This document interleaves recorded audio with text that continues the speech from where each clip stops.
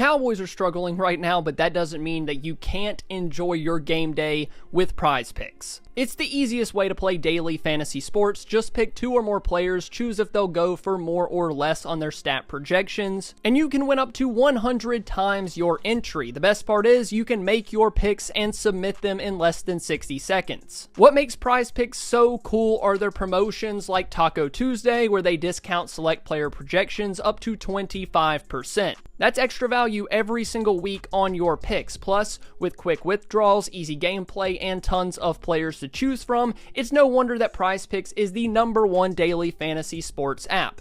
And getting started is a breeze. Just go to PrizePicks.com and use code DoubleMove to receive a guaranteed $50 when you play just $5 in lineups. Again, that is PrizePicks.com with promo code DoubleMove for your guaranteed $50. Click the link in the description, use my promo code, and start making your picks today. PrizePicks, daily fantasy made easy.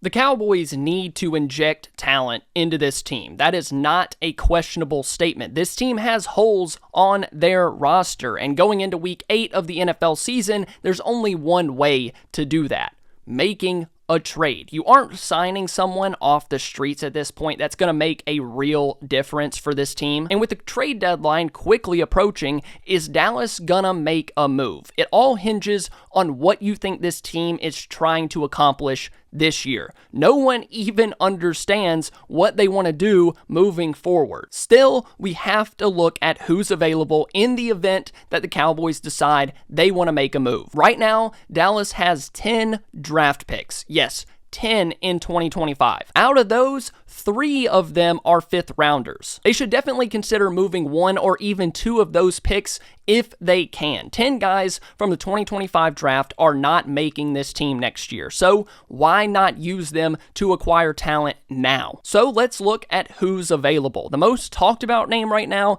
is running back Travis Etienne from the Jags.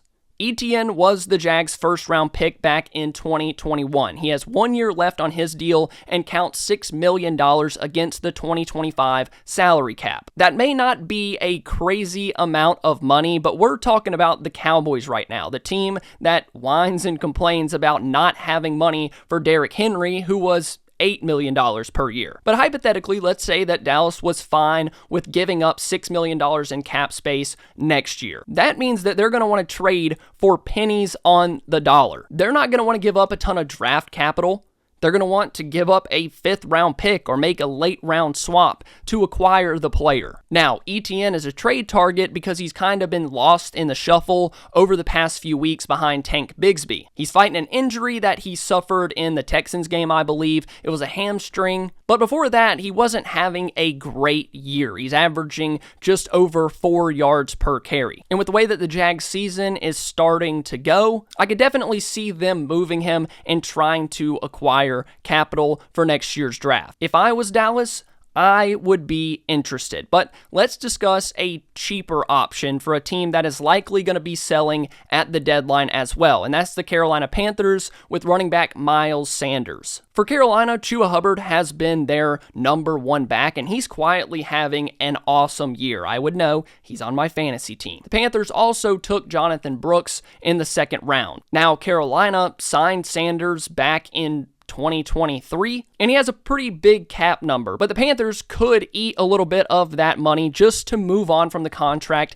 and start fresh with their younger backs. So if the Panthers did agree to eat a little bit of that money, the Cowboys might be interested because I don't think it's going to take a ton of draft capital to acquire him. A 5th round pick sounds about right to me. But with the way the running back market's going right now, I honestly have no idea. Sanders hasn't been great with the Panthers so far. 3.3 yards per carry last year, 4 yards per carry this year. So I do think you could acquire him for a cheaper price than Etienne. And I'm trying to be realistic with you guys, not throw out there players that we know for sure that the Cowboys are not going to trade for. That's why we're not really going to discuss Cooper Kupp, the Rams wide receiver who just 2 or 3 years ago had one of the best wide receiver seasons of all time. The salary and bidding war is going to far outweigh what the Cowboys are willing to give up in a trade. Although Kupp is a good receiver, the injuries are starting to pile up at the age of 31, and I think the asking price, which is reportedly a second-round pick,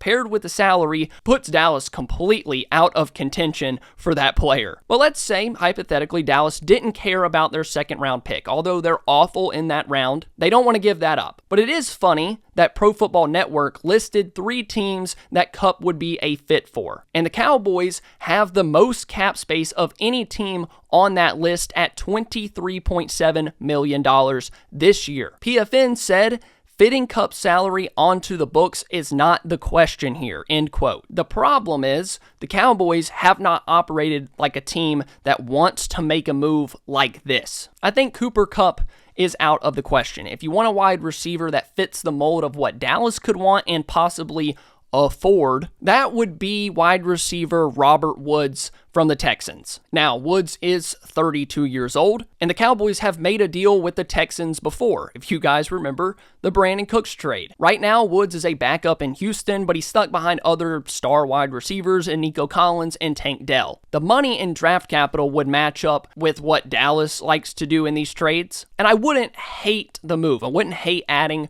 Robert Woods. Is it flashy? Absolutely not. I mean, 3 catches for 28 yards in 2024 does not get you excited about the player. But Woods has been solid throughout his NFL career. Obviously, the age is a concern and the drop in production. But that is a name that makes sense for Dallas. Cheap, veteran option that probably doesn't help a ton, but it's something that this organization can lean on and say, we made a move, we tried. Now, I saw a report from Bleacher Report saying that Deontay Johnson is expected to be traded amid Panthers' struggles. Now, the Panthers acquired Deontay Johnson from the Steelers for cornerback Deontay Jackson with a 6th and 7th round pick swap. Honestly, looking at that, I couldn't tell you what the compensation would be for Johnson. Now, we do have to take into account that he would be a half-season rental that is free to walk after the 2024 season because he is a free agent next year. So, it does make sense that it's not somebody that the Cowboys would be tied to long-term. It would give them another wide receiver. I mean, a pretty solid wide receiver too. And maybe that's just right